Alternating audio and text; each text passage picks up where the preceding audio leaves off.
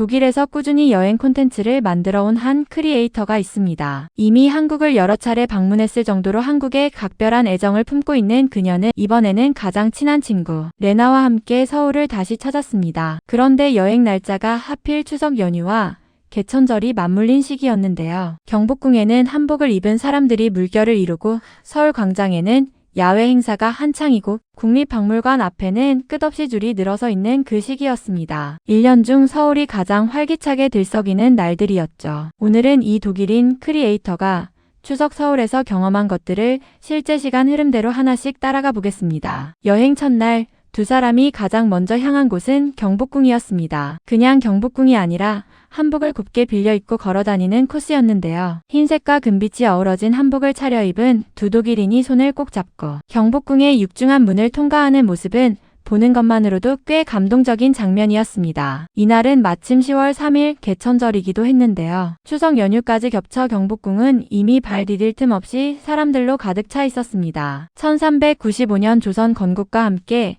태어난 경복궁은 임진왜란으로 소실된 뒤 고종대에 다시 복원된 오랜 역사를 품고 있는데요. 조선 5대 궁궐 가운데 규모가 가장 크고 가장 잘 복원된 이 공간을 한복 차림으로 거니는 경험. 이게 외국인의 눈에는 과연 어떻게 보였을까요? 경복궁 안으로 들어서며 두 사람은 약속이라도 한 듯 큰 소리로 외쳤습니다.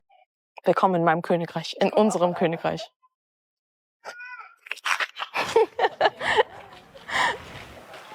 우리의 왕국에 오신 것을 환영합니다. 장난처럼 외쳤지만 그 안에 담긴 진심은 화면 밖에서도 느껴졌습니다. 그런데 이 크리에이터가 경복궁에서 가장 인상 깊었다고 말한 건 화려한 근정전의 모습이 아니었는데요. 친구 레나의 조언으로 사람들이 잘 찾지 않는 뒤편 골목을 걸어봤더니 정문 앞의 복잡함과는 전혀 다른 세계가 기다리고 있었습니다. 앞쪽에 비하면 여기는 사람이 정말 거의 없어요. 이런 조용한 공간이 있는 줄 왜 몰랐을까요? 수십만 명이 찾는 관광지지만 방향 하나만 바꾸면 마치 자기만의 공간처럼 고요해지는 경복궁의 깊이를 처음 온 외국인이 먼저 발견하고 감탄하는 모습이 왠지 모르게 뭉클하게 느껴지기도 했습니다. 경복궁을 나온 두 사람은 서울시청 방향으로 걸었습니다. 서울 광장에 다다르자 예상치 못한 광경이 펼쳐졌는데요. 추석을 기념하는 야외 문화 행사가 한창이었고 잔디 위에는 핑크, 민트, 하늘색 빈백 소파들이 줄지어 깔려 있었습니다. 무대에서는 공연이 이어졌고 사람들은 아무런 돈도 내지 않고 그냥 와서 앉아 시간을 보내고 있었죠. 이 크리에이터는 서울시청 건물을 바라보며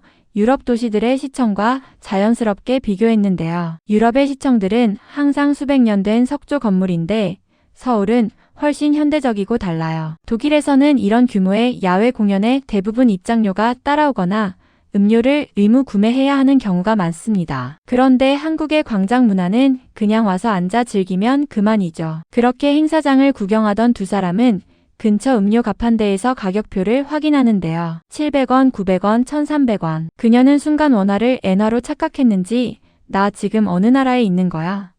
라며 말을 잇지 못했습니다. 독일에서 행사장 음료가 보통 2유로에서 3유로는 넘는다는 걸 생각하면 그 당황함이 충분히 이해가 되는데요. 결국 가장 비싼 1300원짜리 음료를 집어들고 웃음을 터뜨리는 모습이었습니다. 그런데 이날 두 사람에게는 한 가지 고민이 생겼습니다. 다음 숙소 예약을 어제 깜빡 잊어버렸던 거죠. 급하게 찾은 호텔에 짐을 끌고 들어갔는데 체크인 시간이 4시간이나 남아 있었습니다. 비는 내리고 신발은 흠뻑 젖어 있었지만 두 사람은 각자 할 일을 하며 시간을 보냈는데요. 비가 조금 가라앉자 두 사람은 남산골 한옥마을을 찾았습니다. 이 크리에이터에게 이 마을은 특별한 사연이 있는 곳인데요. 지난 서울 방문 때 지하철을 잘못 내렸다가 우연히 발견한 공간이었습니다. 그 기억이 너무 아름다웠던 나머지 이번에는 낮에 제대로 다시 찾아온 거였죠. 남산골 한옥마을은 서울 곳곳에 흩어져 있던 조선시대 한옥 5채를 한자리에 모아 복원한 공간입니다. 서울 여기저기에 있던 집들이 전부 여기로 옮겨온 거잖아요. 그 발상이 너무 신기하지 않나요? 그렇게 마을 안을 거닐던 두 사람의 발걸음이 연못 앞에서 완전히 멈춰버렸습니다. 연못 안에서 천천히 유영하고 있던 황금빛 잉어들의 크기가 상상을 훌쩍 뛰어넘는 수준이었거든요. 오마이 갓, 얘들 진짜 너무 크다. Oh mein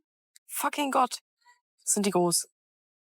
잉어 앞에서 한참 눈을 떼지 못하던 두 사람이 이번에 마을 안에서 발견한 진짜 보물은 고각당이었습니다. 한국 최초의 전통음악 전용 극장으로 지하 3층 규모로 지어진 아름다운 건축물인데요. 이 크리에이터는 지난 방문 때 밤에 우연히 이 극장 안에 앉아 있었다는 사실을 이번에야 알게 됐다며 신기해했습니다. 그리고 극장을 바라보며 이렇게 말했죠. 만약 여기가 학교 소풍 장소라면 얼마나 좋을까요? 그랬으면 우리 모두 학교를 훨씬 더 즐겁게 다녔을 것 같아요. 수백 년의 전통음악이라는 문화적 뿌리를 이처럼 아름다운 건축물 안에 담아 도심 공원에 보존해 놓은 한국의 방식이 그녀의 눈에는 가볍지 않게 다가왔던 겁니다. 한옥마을 탐방을 마친 두 사람은 근처 스타벅스에서 2시간가량 작업을 했고 자정이 지나 숙소로 돌아왔는데요. 갑자기 편의점 간식 생각이 간절해진 겁니다. 자정에 편의점 간식이 당긴다는 것, 한국에서는 너무 평범한 일이지만 독일에서는 상당히 다른 이야기입니다. 자정이면 대부분의 편의점이 문을 닫고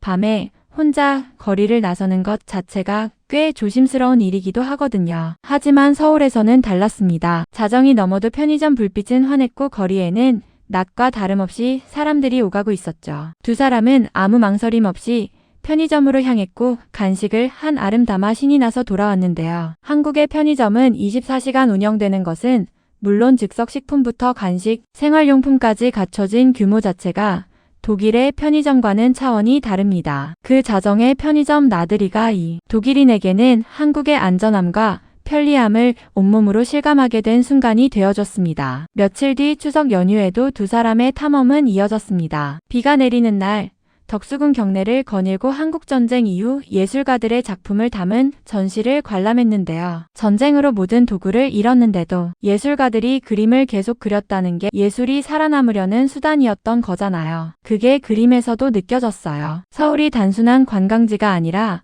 예술과 역사가 살아 숨쉬는 도시라는 걸 빗속에서 걷고 전시를 보며 그녀는 조금씩 더 깊이 실감하고 있었던 겁니다. 그리고 새 에어비앤비로 이사하기 전 두 사람은 짐을 끌고 국립중앙박물관을 찾았습니다. 추석 연휴가 겹쳐 상상을 초월하는 인파가 몰려 있었는데요. 입장 검사를 통과하는 데만 1시간이 넘게 걸렸지만 포기하지 않았습니다. 마침내 로비 안으로 들어선 그녀의 표정이 달라졌는데요. 연간 방문객이 최대 300만 명에 달하는 이 박물관은 전시 면적이 무려 27,000제곱미터, 소장 유물만 42만 점에 달합니다. 독일의 베를린 박물관 섬에 있는 주요 박물관들을 다 합쳐도 이와 비견하기 어려운 압도적인 규모이죠. 그 숫자를 직접 눈앞에서 마주한 그녀는 이렇게 말했습니다. 420.000, diese Zahl ist einfach viel zu groß, Objekte beherbergt. 이 숫자가 너무 커서 제 머릿속에서 그냥 처리가 안 돼요. 42만 점이라고요? 독일이라면 이 규모의 국립박물관에 들어가려면 상당한 입장료를 내야 합니다. 그런데 한국의 국립중앙박물관은 이 압도적인 규모를 전부 무료로 개방하고 있죠. 1945년 광복 직후 경복궁에서 처음 문을 열어 지금까지 한국의 역사와 문화를 한자리에 담아온 이 공간. 그 사실 앞에서 독일인 여행자는 한동안 말을 잇지 못했는데요. 박물관을 나온 두 사람은 근처 아이파크몰을 지나치다가 또 한 번 발걸음이 멈췄습니다. 쇼핑몰 내부로 들어서자마자 천장 전체가 거울로 뒤덮여 있었거든요. 이거 진짜 너무 멋있지 않아요? 라며 고개를 한껏 들고 한참을 올려다보는 두 사람. 독일의 대형 쇼핑몰들이 기능과 실용을 우선시하는 경우가 많은데 비해 한국의 상업 공간들은 들어서는 순간부터 시각적인 경험이 시작됩니다. 목적이 없어도 그냥 들어가 보고 싶어지는 공간들이 도시 곳곳에 자리하고 있다는 것. 그게 서울이 가진 매력 중 하나이죠. 이윽고 10일을 머물 새 에어비앤비에 도착한 두 사람. 방마다 깔끔하게 정돈된 내부를 보며 만족스러운 표정을 짓는데요. 그런데 짐을 막 풀려는 순간 갑자기 정전이 되고 맙니다. 깜깜한 방 안에서 휴대폰 손전등에 의지해 앉아있는 그녀. 그런데 그 어두운 상황에서도 이렇게 말했습니다. 어떻게 보면 이게 낭만적으로 보이지 않나요? 며칠간의 서울 여행이 얼마나 좋았으면 정전마저도 낭만으로 받아들였을까요? 그 짧은 한마디가 이번 서울 여정 전체의 온도를 담고 있는 것 같습니다. 한국인들에게는 그냥 스쳐 지나가는 일상의 풍경들이었습니다. 개천절 추석에 경복궁에서 한복을 입는 것, 서울 광장에서 무료 공연을 즐기는 것, 700원짜리 음료에 어느 나라냐며 놀라는 것, 이틀에 47유로로 도심 숙소를 잡는 것, 세계 최고 수준의 박물관이 무료로 열려있는 것, 자정에도 환한 편의점이 기다리는 것. 하지만 독일에서 온 이 여행자의 눈에는 그 하나하나가 작지 않은 충격으로 쌓여갔습니다. 우리가 아무렇지 않게 누리는 이 일상들이 누군가에게는 생애 처음 마주하는 특별한 경험이 되기도 한다는 것. 타인의 시선을 빌려서야 비로소 잘 보이는 것들이 있습니다. 우리가 이 나라에서 살아가는 것이 얼마나 특별한 일인지를 말이죠.